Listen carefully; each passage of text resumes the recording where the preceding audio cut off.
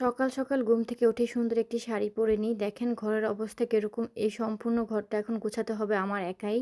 এখানে আমি জামাকাপড় গুছাচ্ছিলাম। তারপর রাদিফের বই খাতাগুলো সুন্দর করে গুছিয়ে রাখতেছিলাম। তারপর চলে গেছি বাহিরে বইটা আনার জন্য রান্না করব।